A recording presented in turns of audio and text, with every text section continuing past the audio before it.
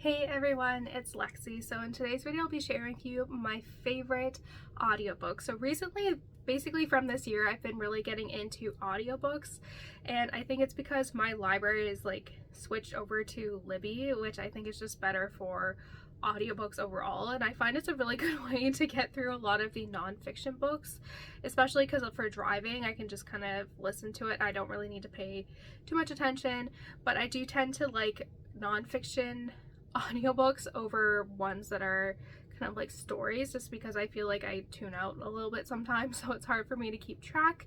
But when I was going through kind of my audiobooks that I've listened to, these are the ones that definitely have stood out for me. So there are two books here that are fiction and the rest are nonfiction. Especially for nonfiction, if it's a memoir, I really enjoy ones that the author reads themselves, so you can kind of really hear how the author intended their story to be told, either by, the emotion or other aspects as well.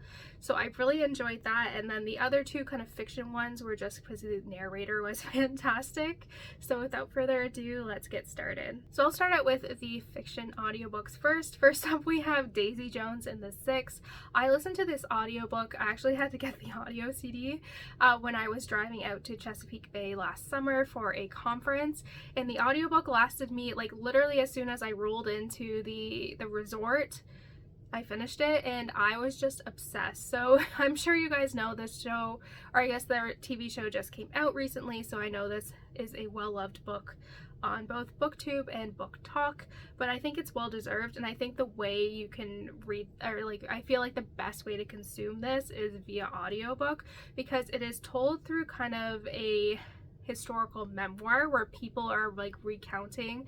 So it'll be so and so says this, and this another person says this, and they have a full cast in terms of the characters. So each character has their own voice. A lot of them are people that you would recognize, but I feel like they did it in a way that I felt like I was this felt like I was listening to a podcast of people talking about their oral history of the rise and fall of Daisy Jones and the Six during the 70s.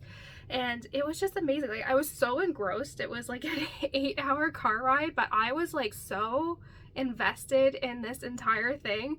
I felt like these characters were alive. I just was really invested in the story. And if you have a long drive, I highly recommend listening to this audiobook because you will be engaged the entire time. Next, this is probably the only fantasy book that I could listen to via audiobook, and it is the Lunar Chronicles by Marissa Meyer. And I think it's just because the narrator does such a great job with, even though it's the one narrator, she does different voices for different characters, and she really, again, keeps you really engaged. And I really like that, especially because I feel like with audiobooks, especially with nonfiction ones, you can kind of tune out but still get the general gist.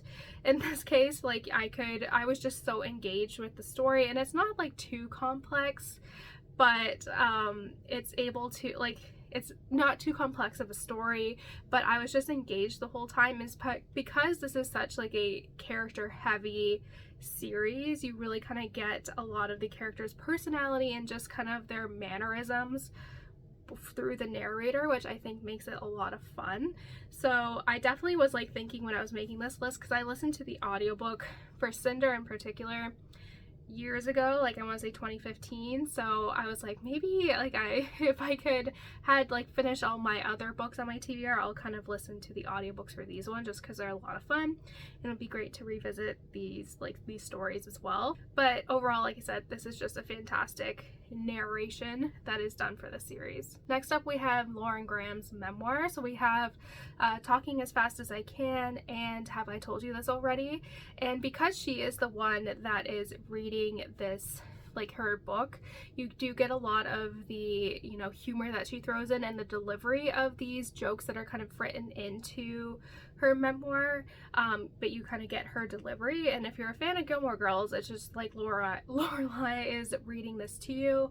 And like I said, I really enjoy it. I think especially because there is that kind of comedic side to these memoirs, you do get a lot of the timing, the actual presentation of that joke, and it just makes it a lot more fun and enjoyable. And she has some funny stories to tell, so there's times where I would be laughing out loud for some things or just other stuff. And again, this is the case where I do feel if the author is presenting it in a way that is reading the book to you, you can really get how they intended the book to be read for certain things. So I do really like this, and I think if you're a fan of Gilmore Girls, I think you would enjoy these as well. Next up, I have I'm Glad My Mom Died by Jennette McCurdy. This is a book, I remember everyone was talking about it when it came out, and so I was like, you know what, I'll listen to it on audiobook when I'm driving to and from school. And I was just so invested in the story, despite, like, this book has had a lot of praise and it is well deserved.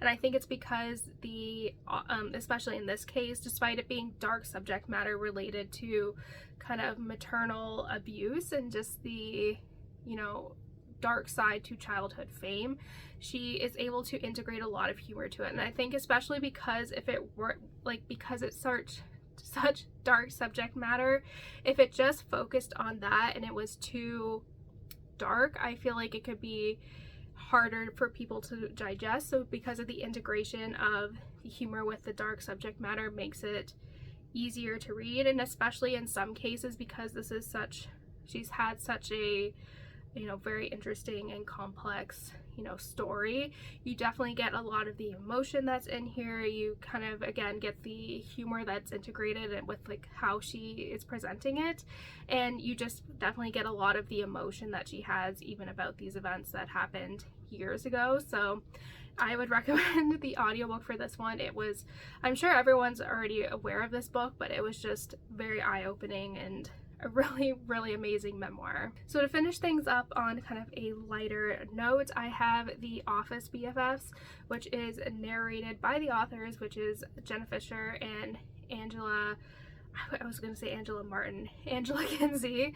And if you're a fan of The Office and if you like their podcast, I think you would really like this audiobook.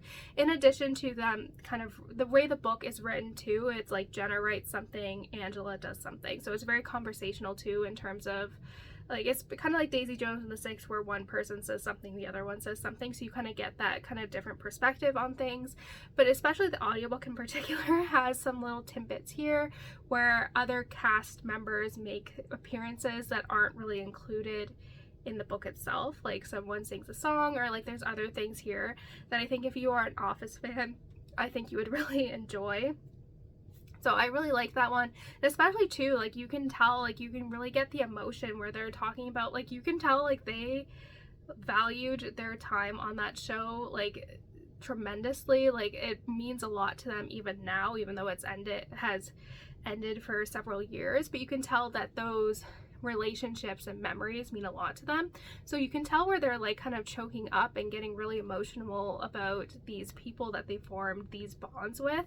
And I really like, especially because you can kind of get that from the audiobook itself. Like you can get the emotion, but you can't like hear and feel their emotion, especially if they're kind of crying during some spots, which I really enjoyed, and you get teary-eyed too.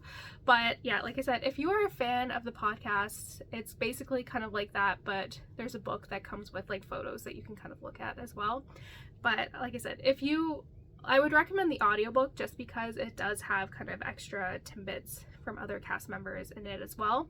So yeah, like I said, this one was really, really good. So that's it, guys. I hope you enjoyed this video. Let me know in the comments below what some of your favorite audiobooks are and all of that fun stuff. So yeah, thank you guys so much for watching. Don't forget to give this video a thumbs up, and I'll see you guys next time. Bye, guys.